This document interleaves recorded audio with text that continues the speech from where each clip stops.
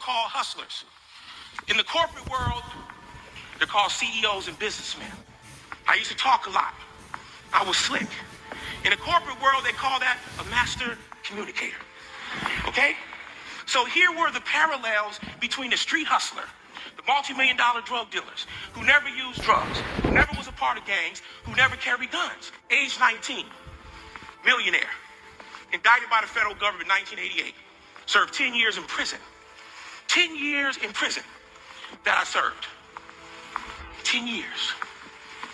Walking on concrete every single day.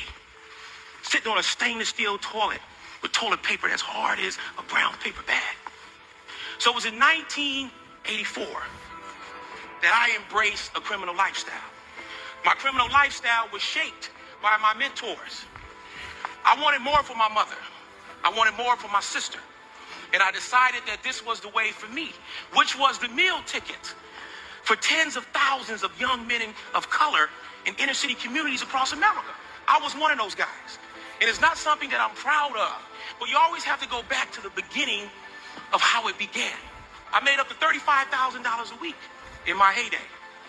But one thing that I wasn't able to see, because I had the blinders on.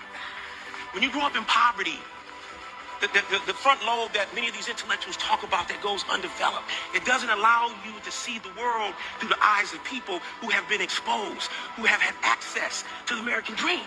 So we see one thing, that's how to hustle, how to put food on the table.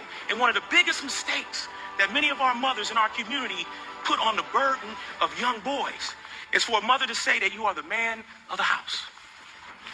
When a mother tells you that you are the man of the house at 7 to 8 years old, every boy wants to help his mother. Every boy doesn't like to see his mother abused, doesn't like to see his mother going through various challenges in life. So they called me a hustler back in the days. When I was on the street, I understood marketing. I understood branding. I knew how to manage a diverse workforce. I had gang members following me, like any CEO, any leader, or great manager of a company. When you're a great leader, you have vision. And when you have vision, it becomes very addictive. People want to be a part of that. Like tens of thousands of young people on the street. The one thing that no one ever saw in me, they didn't know how to flip my gift to gab. They didn't know how to flip the ability that I was the #1 newspaper boy when I was 8. I had the #1 candy seller route when I was a little boy. But no one saw that. Because my mother was blind. It's not that she was uneducated, she was miseducated. So no one was able to say, Jeffrey, what do you want to be when you grow up? No one saw that in me. So as a drug dealer, I became very successful. I had the ability to tap into the talent and the strength of people on the streets. That's how I was able to move the product. Same scenario that I'm going to take you to. The hustler or the businessman. And I'm not putting praise on the fact that drug dealers are these great individuals. Even though we victimized by selling drugs, we were also victims of our community and the people around us that shaped our thinking. 30% of people go to prison have a mental health issue. But what about the 70 that doesn't? Where do we go wrong? When do we make the wrong choices? Wrong choices are inspired by something that we see, something we hear, whether it's greed, whether it's poverty, whether it's just trying to beat the system or something like that. But Jeff, how did you change? How did the blinders come off? How did you begin to see the world through a different set of eyes? Well, it didn't happen overnight. There was a collective of situations, circumstances, intellectual stimulation. I read my first book in prison. I was told for the first time in my life that I was smart in prison. An older man in prison taught me how to shave with a razor in prison. But not only did that begin to get me to see myself different, I became the same analyst that I was on the streets. See, I was in the federal system. I was in prison with some of the brightest minds on the universe.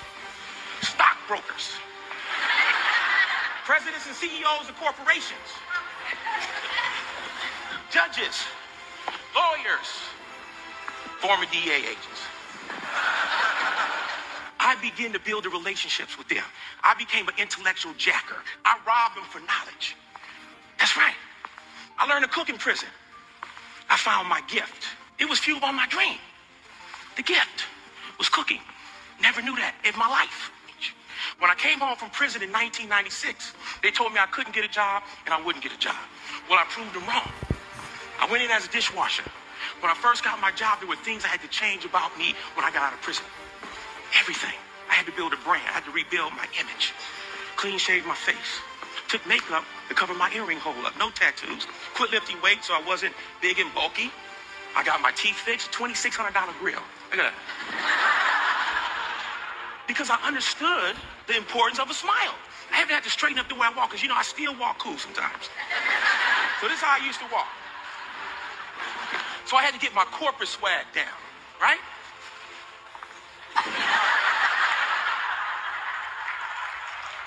Chef Jeff, how did I do it? I built the right relationships. I learned to smile. I changed my swagger. It took me 3.5 years to get a job at the Bellagio. I changed my walk 3.5 times. And I finally got the job. My mission is to get you to really understand the power of potential in individuals who may have grew up with circumstances and situations that shaped the thinking process of them. Well, I believe that everybody was born with a gift. I believe that everybody was born with the abilities and the strength and the genius to become someone. The reason why we're successful in here, because we discovered that. We unleashed that. But there's so much talent in the hood. There's so much individuals out there who are smart, who are forward thinkers, but they were using that intellect the wrong way. So I was always a genius, like so many young people who make poor choices. But it took me years to realize that. Transformation. Going from criminal to respected chef. It was a process. It was a journey. And I knew in order to be the best chef in America, I had to go amongst the best chefs to learn, to study, to transformation. We talk about leadership. We talk about diversity. We talk about geniuses just like us. But they've been untapped. No one looks at them. No one takes the time to develop them, develop that intellect. So many of these young people have been impacted and influenced by negativity. Why shouldn't we live the American dream? Doesn't matter where you come from, what religion you are, what your story is. Everybody has the power of potential. Everybody can change. Each and every one of them should have that opportunity to live the dream.